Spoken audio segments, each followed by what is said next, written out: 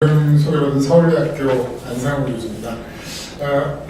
제가 연전에 여기 한번 와서 조금 다른 주제로 얘기를 했었는데 또 불러주셔서 대단히 영광으로 생각하고 있고요. 오늘 제가 여러분들과 함께 나누고 싶은 얘기는 한 2년 전부터 이 4차 산업 얘기가 엄청나게 많이 되고 있는데 과연 이걸 우리가 어떻게 보는 것이 좋을까에 대해서 좀 따져보도록 하겠습니다. 특히 이 4차 산업화라는 것이 어떤 종류의 사회적 결과를 잉태할 수 있고, 그리고 그런 어떤 사회적인 문제가 새로운 방식으로 전개될 때 우리가 뭘 어떻게 준비해야 될지, 특히 정부가 뭘 해야 될지에 대해서 조금 살펴보도록 하겠습니다. 산업혁명이 이제 네 번째다, 뭐 이런 얘기죠. 4차 산업혁명. 그 산업혁명의 결과 그 인간 사회가 어떻게 변할지에 대해서 갑론을박이 굉장히 많았습니다. 사회과학 분야에서는 굉장히 오래된 논쟁 역사를 갖고 있고요. 크게 보면은 인류의 복지를 증진시킬 거다라는 주장이 있고, 또 반대로는 결국에는 기계가 인간을 대체할 수준까지 되기 때문에 결국은 인간의 그 인여화를 촉발하게 될 것이다. 사실 우리가 알파고한테 이세돌 사범이 아주 장렬하게 패한 다음에 굉장한 공포심을 갖게 됐죠. 언론에서도 뭐 회계사, 변호사, 뭐 의사, 이런 우리 사회의 그 특급 엘리트 직업들도 속속 AI 로봇에 의해서 대체될 거다라는 그런 전망이 나오고 있고, 그렇게 되면은 보통 사람들은 어떻겠어요? 보통 사람 일자리 안 그래도 지금 힘든데 뭐 앞으로는 굉장히 힘들 거다, 뭐 이런 얘기가 있었는데, 과거 경험을 보면 산업혁명 초기에도 그 러다이트 운동이라는 게 있었죠. 그 사람이 손으로 하다가 이제 기계가 들어오고 하면서 예전에는 사람 하나가 예컨대 뭐 클립 같은 거를 하루에 100개밖에 못 만들었다면 저 기계는 뭐 1초만 100개 만드는 이런 방식으로 상황이 전개됐고, 그래서 당시에도 많은 그 인간들의 일자리가 기계에 의해서 대체되는 그런 순간들이 있었습니다. 그래서 일부 그 급진 노동 세력에서는 노동운동에서는 이 러다이트 운동이라고 해서 이건 공장에 들어가서 기계를 때려 부수는 그런 급진적인 운동이었죠. 이걸 이제 우리가 기술 포비아, 기술 공포증이다, 이렇게 표현을 할 수 있을 것 같습니다. 그런데 초기에 이런 그 러다이트 운동 방식의 우려와는 달리 교육혁명이라는 것을 통해서 새로운 일자리들로, 더 업그레이드된 일자리들로 노동자들이 속속 자리를 찾아갈 수 있게 됐습니다. 예전 산업혁명 초기에만 해도 블루칼라 노동자라면 거의 무학이었거든요. 그런데 이제 초등학교 교육을 시키고 또 초등학교 교육을 받아서 숫자 글도 읽을 수 있게 되고 이러면은 조금 더 고급 직종의 그 일자리를 얻을 수 있게 됐고, 또 발달된 기계를 다룰 수 있게 되기 때문에 생산성이 올라가고, 이런 방식으로 중학교 교육, 고등학교 교육, 이제는 뭐 대학교 교육까지 일반화된 상황에서 굉장히 그 기술 발전에 의해서 인간 노동이 그냥 대체되는 것이 아니고 교육에 의해서 업그레이드된 인간들이 새로운 세상에 적응해서 사는, 더 잘 살게 되는 이러한 경험들을 우리가 봤습니다. 이걸 우리가 교육혁명이라고 얘기를 하고요. 또 한편으로는 예전에는 세계 최고 부자도 꿈꾸지 못했던 상품들을 요즘에는 가장 가난한 사람들도 손쉽게 구할 수 있는, 뭐 궁극적으로 보면 이 산업혁명의 결과 교육혁명이라는 매개물을 통해서 궁극적으로는 인류 복지의 증진에 기여했다. 뭐 이런 결론. 이걸 이제 과거를 보면 이런 결론이 가능하다라고 얘기를 할 수 있을 것 같고요. 지금 4차 산업혁명에 대해서도 똑같은 종류의 낙관론과 똑같은 종류의 비관론이 공존하는 것 같습니다. 낙관론에 의하면 산업혁명 1기와 마찬가지로 전개될 거고, 역시 교육혁명, 요즘 뭐 코딩 교육 등등등에서 여러 가지 얘기를 하죠. AI 무슨 로봇 만들어도 이제는 굉장히 창발적인 업그레이드된 교육을 통해서 뭘 할 수 있다라고 얘기를 하는 분들도 꽤 많습니다. 반면에 비관론이 존재하는데, 이것은 그 산업혁명 1차, 2차, 3차까지와는 다른 정도의 우려, 공포심을 갖고 전개되고 있는 것 같습니다. 아까 동영상 보셨고, 하지만 또 알파고 얘기 제가 잠깐 했었고요. 문제는 교육혁명이라는 것이 이게 전반적으로 가능할 것이냐라는 이슈거든요. 기술 발전에 의해서 인간 노동이 대체되지만 교육에 의해서 인간들이 업그레이드돼서 더 발달된 기계를 다룰 수 있고 점점점, 이게 이제 장밋빛 전망이 될 텐데, 과연 AI 로봇 등으로 얘기되는 사람을 거의 다 대체할 수 있을 것 같은 이런 기술 수준 위에 어떤 교육을 가지고 어떤 사람들이 거기 적응을 할 수 있을 것인가. 교육혁명에 의한 선순환 구조는 이제 구조적으로 끝났다. 가능성이 없다. 자, AI 우리가 지금 다룰 정도로 교육을 받아서 당장 저보고 저를 교육을 아무리 시켜도, 제가 코딩 교육을 아무리 받아도 아마 AI를 제가 어떻게 할 수 있을 수준으로는 안 될 거다. 뭐 이런 종류의 공포가 지금 있는 것 같습니다. 또 전체적으로 보자면 AI나 로봇 같은 것은 자본입니다.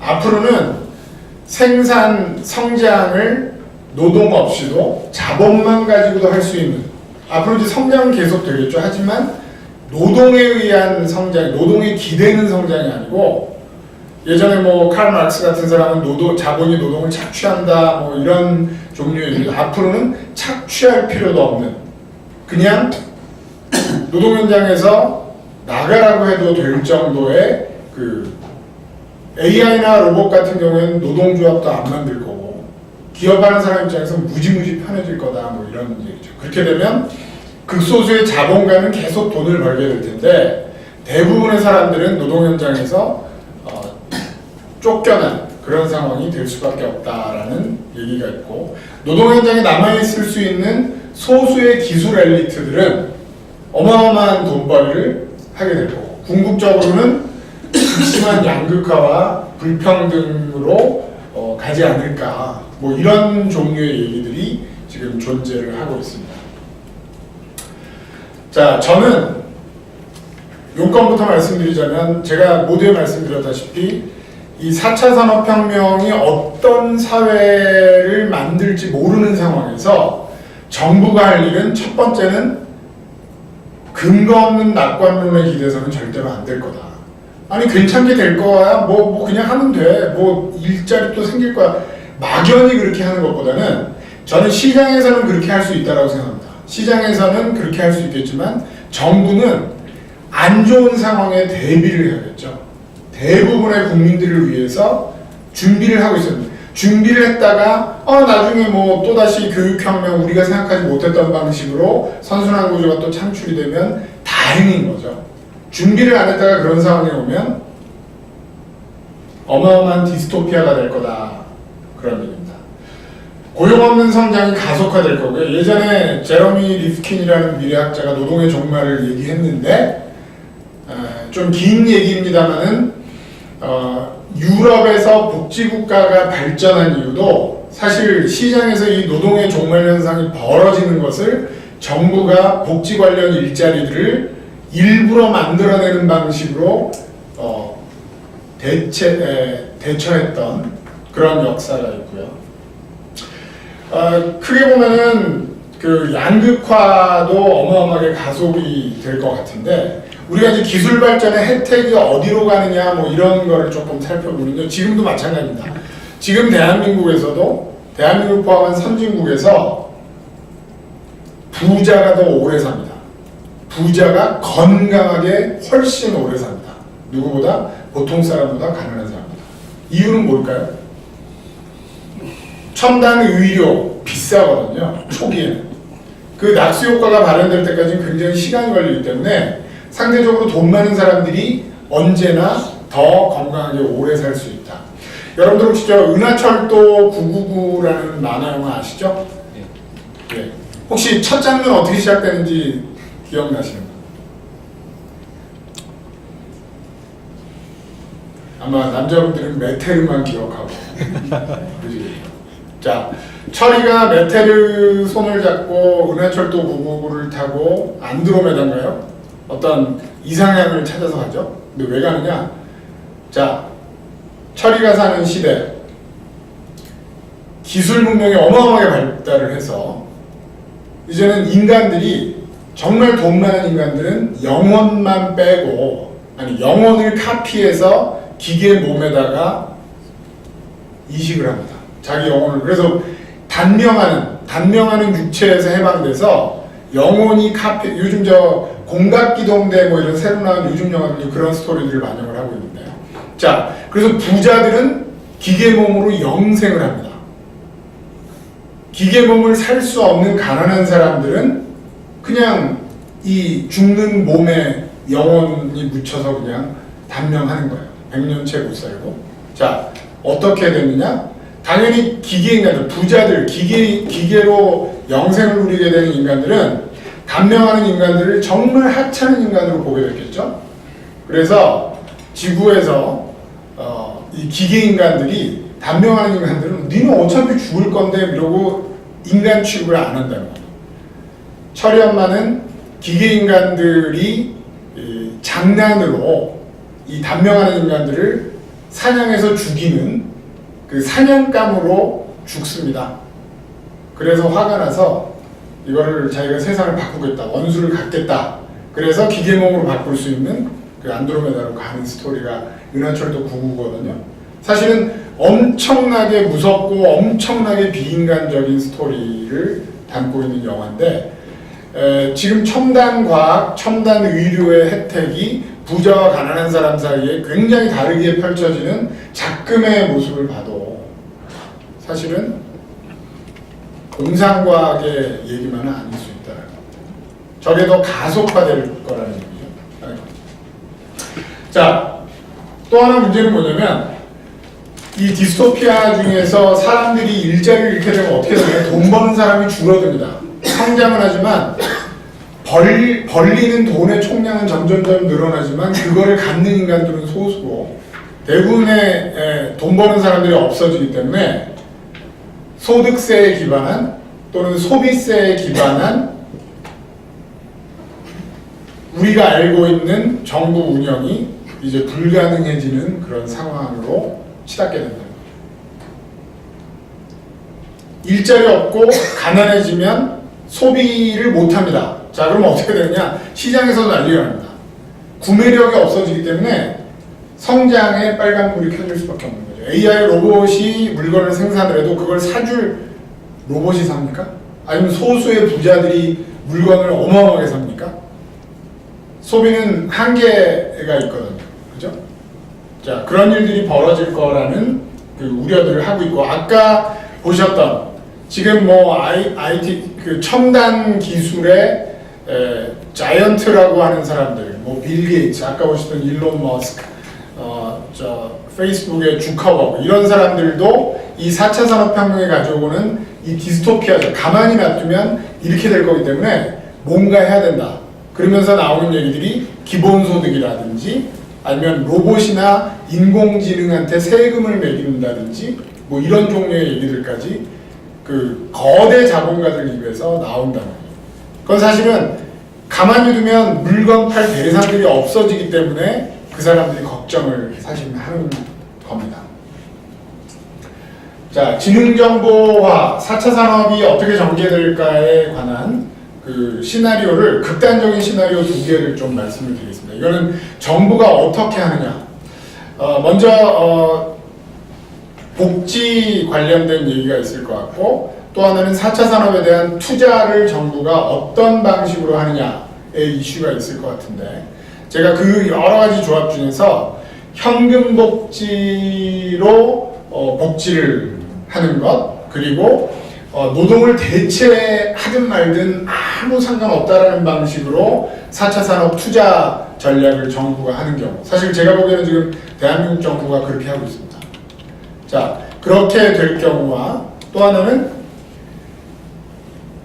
현금 복지가 아니라 사회 서비스 방식의 복지를 발전시키면서, 또 4차 산업 투자 전략도 노동을 대체하는 방식이 아니라 노동을 보조하는 전략으로 정부가 그 시장을 견인할 경우, 이 두 가지로 나눠서 살펴보도록 하겠습니다. 현금 복지를 주고 노동 대체형 4차 산업 투자를 할 경우에는 아까 말씀드렸던 디스토피아, 위기가 발생한다는 게 제 생각입니다. 아까 말씀드렸지만 그 기술계의 거인들도 지금 기본소득이라는 걸 얘기하기도 하죠. 모든 사람들에게 뭐 50만 원, 100만 원 이렇게 주자, 뭐 이런 얘기입니다. 자, 사회를 통제한다는 의미도 있습니다. 기본소득에는 복지에 그 사회 통제적인 의미도 있거든요. 예전에 그 공산주의 혁명이 일어날 것 같으니까 자본가들이 한 발 물러서서 복지를 줌으로 인해서 혁명을 막은 스토리가 유럽 영내에서의 그 사회 민주주의 프로젝트였습니다. 그게 우리가 잘 알고 있는 복지국가라는 겁니다. 어쨌건 복지국가를 통해서 자본주의가 수정을 하게 되면서 공산주의와의 1대1 싸움에서 승리했죠. 수정을 잘해서 승리를 한 겁니다.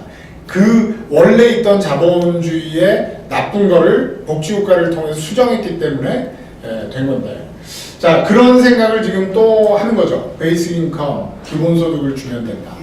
근데 문제는 이 자체 무책임할 수 있는 전략이라는 겁니다. 문제는 뭐냐면 사람들이 일을 할 수 있는 기회에 대해서는 고민조차 하지 않은 채로 그냥 돈 주고 이거 먹고 가만히 있어라, 뭐 이런 식의 스토리거든요.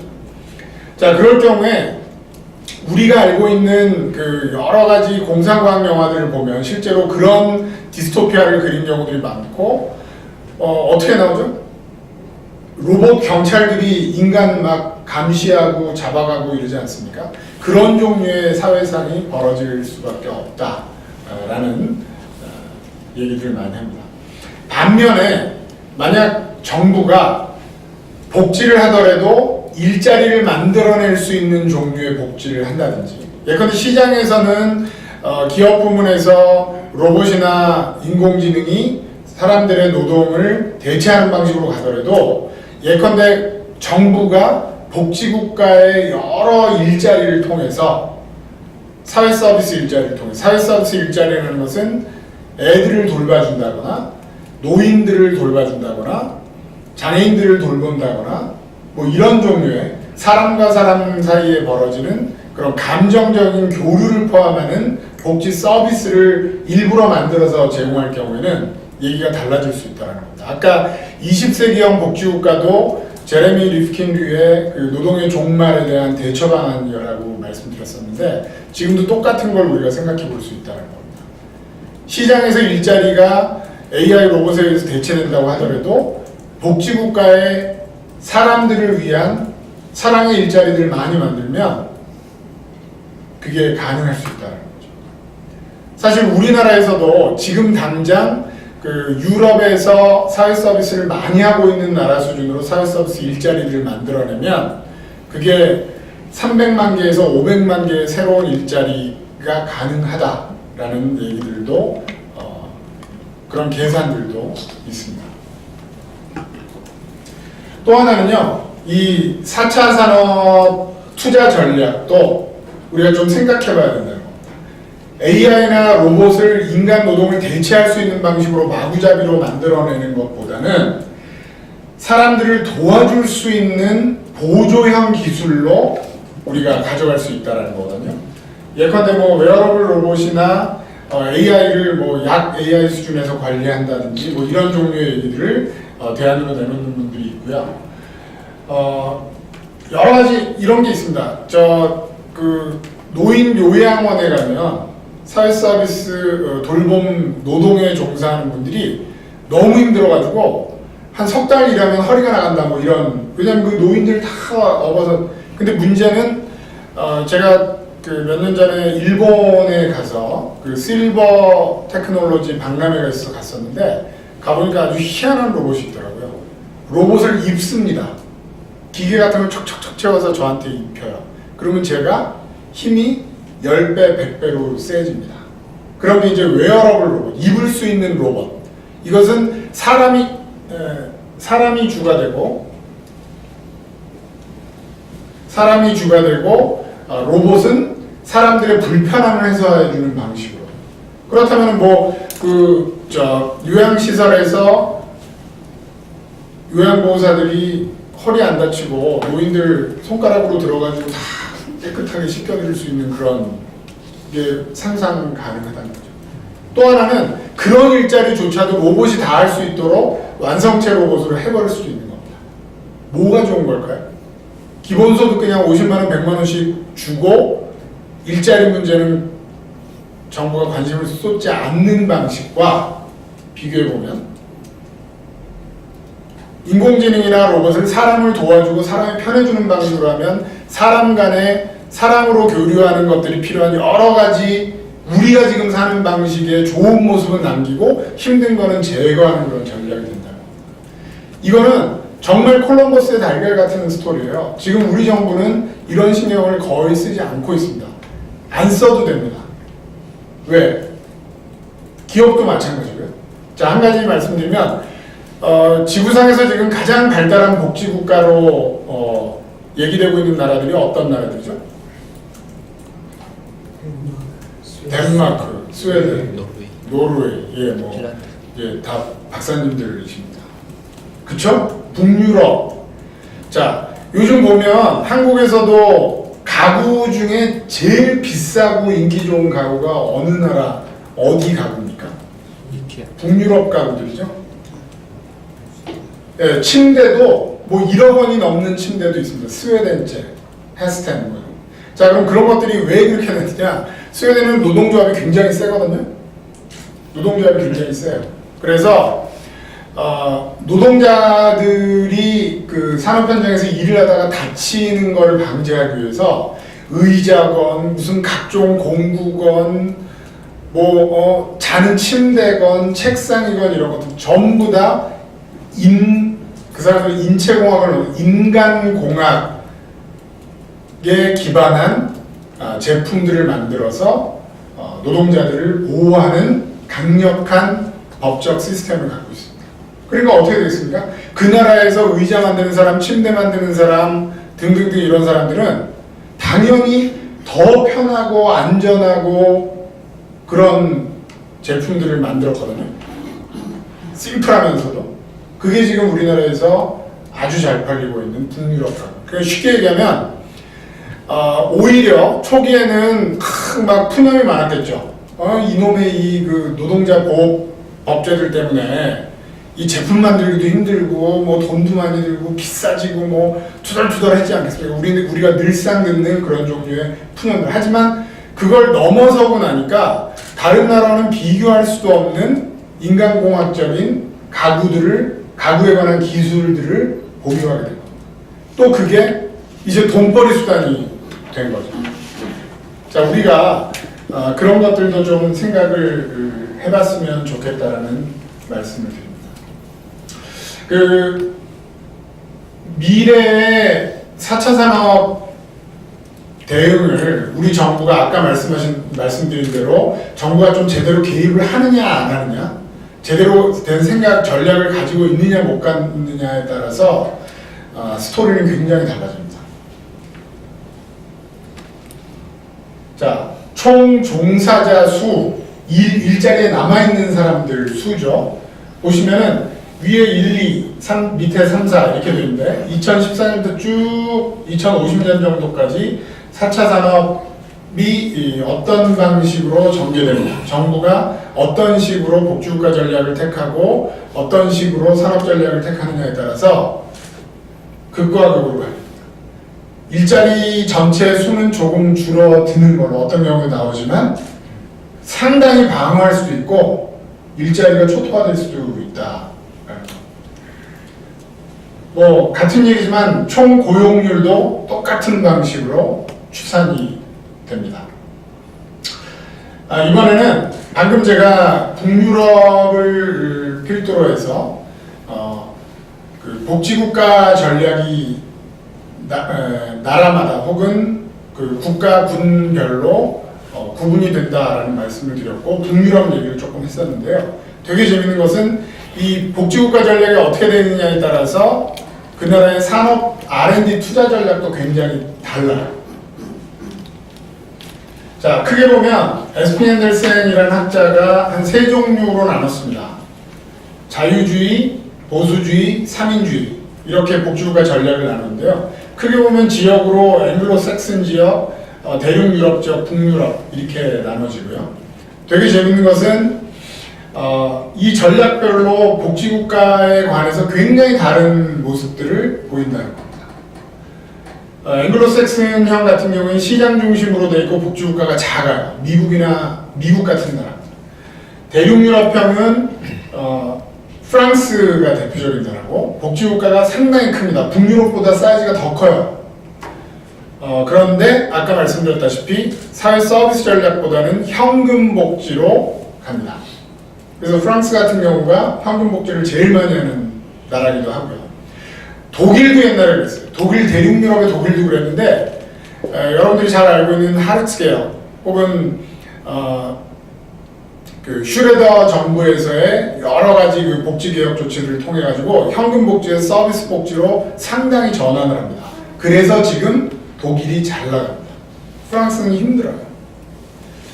자, 북유럽 같은 경우에는 복지국가가 크지만 현금 복지보다 사회 서비스 복지, 왜냐하면 일자리를 굉장히 중요시 여기고 노동조합에서 일자리 잃는 거 싫어하기 때문에라도 복지국가를 늘리는데 현금으로 주는 게 아니라 일자리를 만들 수 있는 복지, 사회 서비스 복지 쪽으로 발전을 시켜왔습니다. 아까 말씀드린 대로 북유럽은 노조 정치력이 굉장히 크고 제도화되어 있죠. 그래서 이 경우에는 R&D 투자 전략 같은 경우에도 아까 말씀드린 인체공학, 인간공학 쪽으로 갈 수밖에 없는 그런 법적 제한이 가해졌고 그게 처음엔 안 좋았지만 나중에 우리가 지금 보고 있는 북유럽의 굉장히 비싼 가구들을 만드는데 기여를 했다는 거죠. 어쨌건 북유럽 같은 경우는 고용률이 상당히 높게 유지가 되고 있습니다. 우리가 잘못 아는 게 복지 그러면 일하는 거 상관없이 돈 주는 거라고 생각을 하는데 전통적으로 제대로 되어 있는 유럽형 복지국가는 그냥 돈 주는 게 아니고 이 일자리에 남아있을 수 있도록 끝까지 챙겨주는 게 그들이 말하는 복지국가 전략이에요. 불평등 양극화 납고 뭐 등등. 자, 아까 제가 말씀드렸지만 북유럽, 대륙유럽, 앵글로색슨 이렇게 보면 GDP 대비 정부 R&D 지출이 체제별로도 좀 차이가 납니다. 정부 R&D죠. 민간 R&D가 아니라 뭐 시장이 주로 작동하는 자유주의 국가들은 시장에서 알아서 하겠죠. 정부가 쓰는 R&D 규모고요. 또 하나는 이건 건강 관련 R&D입니다. 보시면 사람을 더 생각할 수밖에 없는 삼인주의 체제에서 훨씬 많이 씁니다. 자유주의는 똑같이 정부 R&D 지출을 해도 오히려 달나라가고 뭐 이런 쪽이지 사람들을 위한 건강 이런 쪽에 투자를 잘 안 한다는 거예요. 그러니까 우리가 생각하기엔 복지국가랑 R&D랑 무슨 상관이냐라고 생각하기 쉽지만 R&D의 방향성을 정하는 것도 국가 전략으로서 복지국가의 모습과 굉장히 직결되어 있다 그런 얘기죠. 재밌는 건 정치, 사회 뭐 등등 관련된 갈등을 풀고 사람들이 어떻게 하면 해피하게 되고 뭐 이런 쪽의 R&D도 북유럽은 굉장히 큰데 자유주의 같은 경우는 굉장히 적습니다. 이게 어떤 종류의 국가 전략을 갖고 있느냐에 따라서 그 R&D 전략마저도 이런 차이들을 보이고 있는 겁니다. 우리나라 국민들이 그러면 그 4차 산업혁명에 대해서 어떻게 생각하고 있는지를 한번 보면요.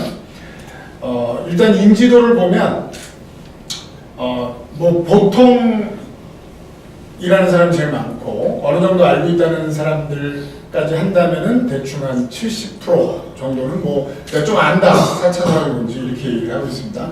관심도는 그거보다 조금 약간 많지만 뭐 비슷한 그런 수준인 것 같고요. 전체적으로 보면 미래에 그러면은 4차 산업과 관련해서 어떤 문제가 발생할 거다라고 우리 국민들이 보고 있느냐? 1순위로 제기된 것들 1, 2, 3가 인공지능 로봇이 인간 일자리를 대체해서 대량 실업이 발생할 거다. 소득 수준이 하락할 거고 극심한 부의 양극화를 가져올 거다. 기술 발전의 혜택이 상위층에 집중됨으로 인해서 불평등이 증가할 거다. 아까 제가 말씀드렸던 디스토피아적인 그 상황에 대한 우려를 우리 국민들이 굉장히 많이 하고 있다는 거죠.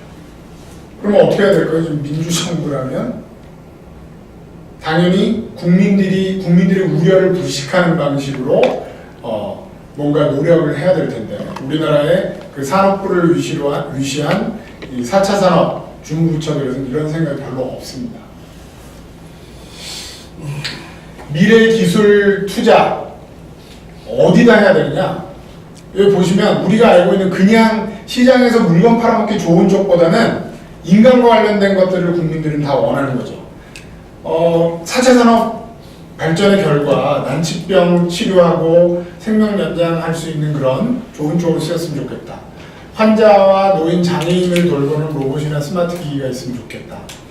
그리고 장애인 신체 능력을 보완하는 그런 종류의 로봇 기술을 구현하면 좋겠다. 뭐 이런 거를 얘기를 하고 있습니다. 기계가 노동을 대체해서 실업 문제가 생긴다면 이걸 어떻게 해결할 거냐? 기본소득 관련된 현금 수당을 주자. 이거는 별로 인기가 없습니다. 상대적으로. 근로시간을 단축해서 일자리를 나누어서 더 많은 사람이 일자리에 머물러 있게 하자라는 의견이 상당히 많고 줄어드는 일자리를 대신할 여러 가지 새로운 사회적 일자리를 만들어내기 위해서 정부가 노력하라는 주문 또한 굉장히 많습니다. 정부가 그냥 이대로만 하면 돼요. 국민들이 가지고 어떻게 보면 이게 민심이 천심이다 뭐 이러지 않습니까? 어떻게 보면 국민들이 지금 전반적으로 가지고 있는 이런 우려를 불식하는 방향으로만 노력을 해줘도 대한민국의 4차 산업 전략이 보다 더 인간지향적일 수 있다 그런 생각을 해보고요. 우리나라가 그럼 복지국가를 어떻게 할 거냐? 제가 앞에서 그 사회 서비스 관련된 얘기를 좀 했습니다만은 그 얘기를 조금만 정리를 다시 해드리겠습니다.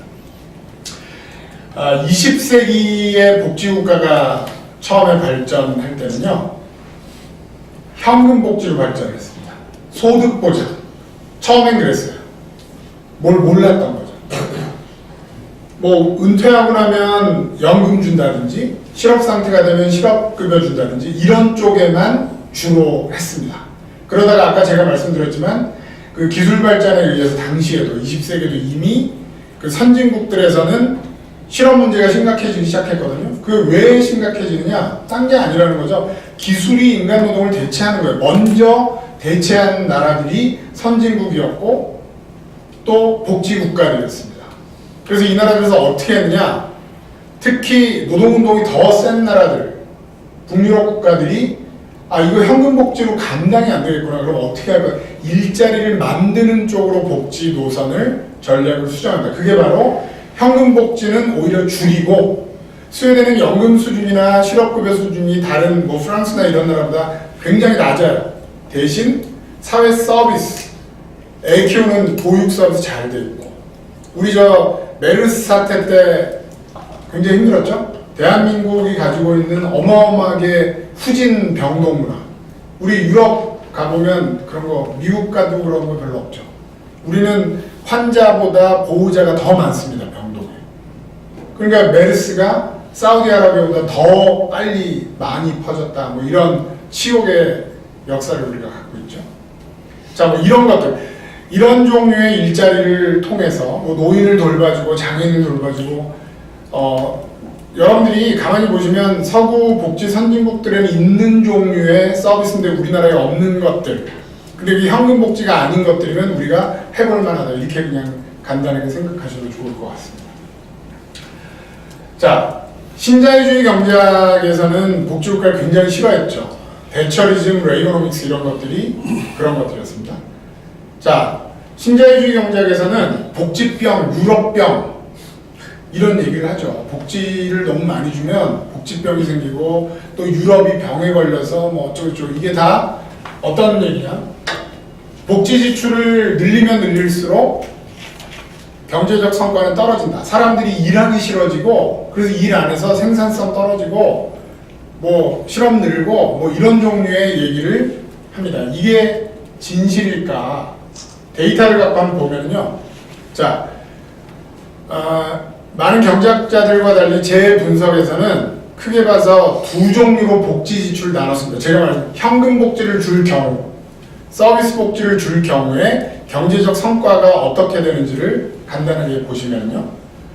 큰 그림은 제가 지금 서비스 복지를 표현해놨고 작은 그림은 현금 복지입니다. 보시면 방향성이 완전히 달라요. 자, 서비스 급여를 늘리면 늘릴수록 실업률이 줄어듭니다. 좋은 거죠? 현금 급여를 늘리면 늘릴수록 실업률이 늘어나요.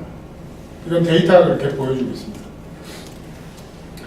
서비스 급여를 늘리면 늘릴수록 총 고용률, 일자리가 늘어나요. 현금 급여를 늘리면 늘릴수록 일자리가 줄어듭니다. 이거를 설명하는 굉장히 복잡한 얘기는 오늘 할 시간이 없겠지만 현상적으로 일단 이거는 뭐 서구 선진국들의 공통된 경험입니다. 서비스 급여를 늘리면 늘릴수록 여성 고용률이 굉장히 올라갑니다.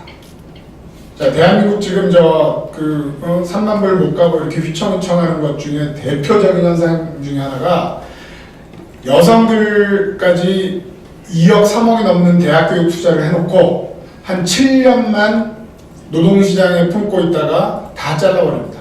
경단녀가 뭔지 다 아시죠? 경력 단절 여성. 이건 OECD 국가들 중에서 대한민국 같은 나라가 없는 거예요. 교육이나 안 시키면 모르는데 교육 투자는 2, 3억씩 해놓고 7년밖에 안 써먹어요. 자, 그 이유가 사실은 사회 서비스 관련된 복지가 없어서입니다. 보육, 노인 돌보는 거, 장애인 돌보는 거. 자, 이런 거 집안일이라고, 집안일 때문에 여성들이 일 못할 경우에 그런 집안일들이 뭐냐? 뭐 청소하고 밥하고 빨래하고 이거보다 누구 돌보는 거예요. 그런 서비스를 우리나라에서는 거의 못 해주고 있기 때문에 직장을 포기하고 집으로 돌아오는 겁니다. 문화까지 결부가 돼서. 그러면 자, 대한민국은 사람밖에 없고 사람을 잘 활용해서 사람들이 열심히 일해서 여기까지 정말 방글라데시 수준의 나라에서 지금의 대한민국이 됐다. 어떤 나라보다 빨리 이런 얘기를 하는데 지금 대한민국은, 오늘날의 대한민국은 사람 중에서 남자만 싸우고 있습니다. 옛날에는 대학교육 남자만 시켰어요. 논 팔고 소 팔아서 장남 차남 순으로. 그래서 아들들은 대학 나오고 딸들은 중고등학교 초등학교밖에 못 나온 집들이 옛날에는 보편적인 현상이었죠. 그때는 오히려 심하게 얘기하면 교육 투자를 안 했기 때문에 뽑을 것도 없기 때문에 별로 문제가 아니었습니다. 남자만 일시켜도. 근데 지금은 대학교육 투자를 남녀 공유해놓고 일자리에서 뽑아먹기는 남자만 3만 불 못 넘습니다. 버리는 거예요, 돈을. 자, 전체적으로 보면 생산, 성장의 경우에도 현금 급여를 늘리면 늘릴수록 성장이 떨어지고 서비스 복지를 늘리면 늘릴수록 성장이 올라갑니다.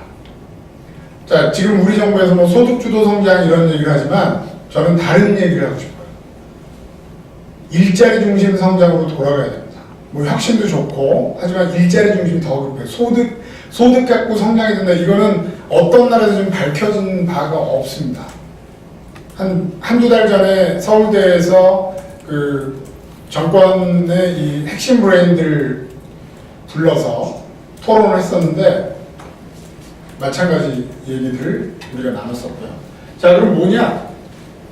생산함수, 중고등학교 때 경제학 원론 대학교 때 생산함수는 자본 플러스 노동 플러스 토지 이런 거 외워갖고 이렇게 시험 보신 적 있죠? 자, 생산 요소는 여러 가지가 있는데 다른 것들이 똑같다고 할 때 노동, 그러니까 일하는 사람의 수만 늘려도 생산이 늡니다. 성장하는 거예요. 이게 바로 오히려 이게 일자리 성장이죠.